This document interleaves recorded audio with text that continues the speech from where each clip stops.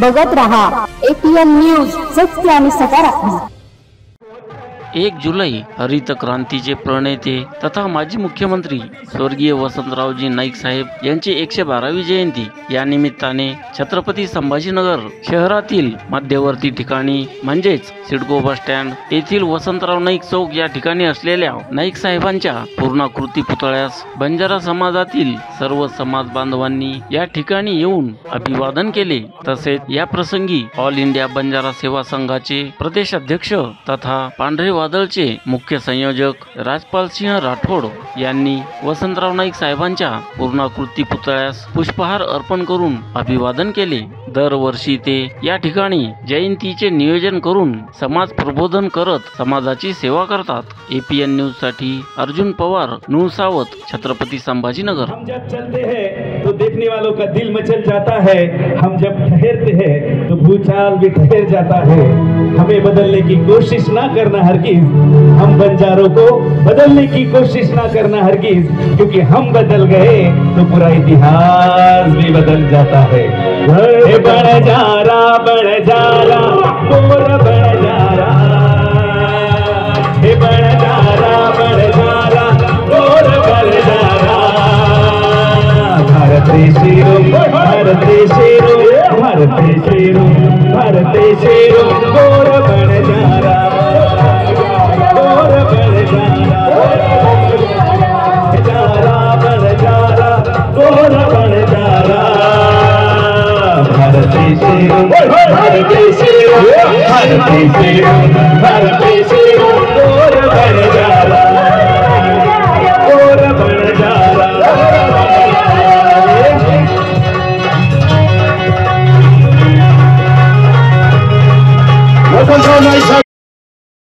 आज तर खऱ्या अर्थाने जर पाहिलं तर वसंतराव नाईक जयंतीच्या निमित्ताने संपूर्ण भारतभरामध्ये जल्लोष साजरा होत आहे। इथं औरंगाबादमध्ये सिडको चौकामध्ये सेवा प्रतिष्ठान रामभाग्य युवा प्रतिष्ठानतर्फे आज ही जयंती साजरी करण्यात येत आहे। वसंतराव नाईक हे केवळ बंजाऱ्याचे नेते नव्हते, ते शेतकऱ्यांचे कैवारी होते। नाईक साहेब जे होते ते पूर्ण देशामध्ये मी म्हणतो एकटे असे मुख्यमंत्री होते, जर हा देश अन्नधान्याच्या बाबतीमध्ये जर बलाढ्य नाही झाला तर मला भर चौकात फाशी द्या म्हणणारे एकटे शेतकरी नेते होते। नाईक साहेब जे होते ते देश विदेशामध्ये जाऊन त्यांनी पूर्ण कृषी काय चाललंय, ऑस्ट्रेलियामध्ये काय चाललंय, जपानमध्ये काय चाललंय, पण नाईक साहेब एकटे असे कृषी मंत्री होते ज्यांनी विदेशात देऊन शेतकऱ्यांबद्दल, अन्नधान्याबद्दल कोणते बियाणे कुठे वापरायचे, कधी कोणते बियाणे लावायचे यावर त्यांनी अभ्यास केला। बीटी बियाणे या देशामध्ये जर नाईक साहेबांनी आणला असेल, हरित क्रांती घडून आणली असेल तर नाईक साहेबांनी घडून आणली। या देशामधल्या प्रत्येक शेतकऱ्यांचा विचार नाईक साहेबांनी केला, असे नाईक साहेब मुख्यमंत्री होऊन गेले। परत असे मुख्यमंत्री होणे शक्य नाही। नाईक साहेबांच्या कार्यकाळामध्ये नवी मुंबईची स्थापना झाली, सिडकोची स्थापना झाली, खादी ग्रामोद्योगची स्थापना झाली, विविध जे आपले डॅम धरण बनलेले होते, जायकवाडी सारखं कोयना प्रकल्प झालं, हे जे प्रकल्प हे नाईक साहेबांच्या कार्यकाळामध्ये बनले, औष्णिक ऊर्जा प्रकल्प जे 4 बनले ते त्यांच्या कार्यकाळामध्ये बनले। म्हणजे जे शेतकऱ्यांना लागत होतं, शेतकऱ्यांची निगडीत होतं, या देशातला शेतकरी वाचला म्हणजे देश वाचेल असं नाईक साहेबांचं धोरण होतं। म्हणून नाईक साहेब हे होते, हे शेतकऱ्यांचे राजे होते, शेतकऱ्यांचे कैवारी होते। आज आपण बघतोय औद्योगिक क्षेत्रामध्ये बघा, औद्योगिक क्रांती त्यांनी घडवून आणली, MIDची स्थापना त्यांनी केली, जिल्हा परिषद पंचायत समितीची स्थापना त्यांनी केली, खादी ग्रामोद्योग म्हणा, कापूस एकाधिकार योजना म्हणा, म्हणजे शेतकऱ्यांच्या मालाला योग्य भाव मिळाला पाहिजे। आज आपण बघतोय की शेतकऱ्यांच्या मालाला भावच राहत नाही, पण त्यांनी पहिले शेतकऱ्यांकडे बघितलं। हा शेतकरी इथला जर पोहोचला, त्याला जर त्याच्या अन्नधान्याला चांगला भाव मिळाला तर शेतकरी धनाढ्य होईल। आज रोजगार हमी योजनेच्या माध्यमातून बघा की नाईक साहेबांनी निर्मिती केली, आज ती पूर्ण भारत देशात, महाराष्ट्रातच नाही तर रोजगार हमी योजना ही पूर्ण भारतामध्ये राबवली जात आहे आणि त्या माध्यमातून प्रत्येक शेतकऱ्याला, कष्टकऱ्याला त्यांच्या माध्यमातून काम मिळत आहे इथल्या जनतेला। म्हणजे त्या माध्यमातून या देशातले रोड, रस्ते, विहिरी, तलाव वगैरे जे झाले की हे सगळे रोजगार हमी माध्यमातून झालेले। आणि आज हे नाईक साहेबांचे ह्या देशावर, महाराष्ट्रावरच नाही तर देशावर उपकार आहेत। नाईक साहेबांमुळे या भटक्या विमुक्त समाजाला, बंजारा समाजाला न्याय मिळाला, त्यांच्या माध्यमातून आरक्षण मिळालं।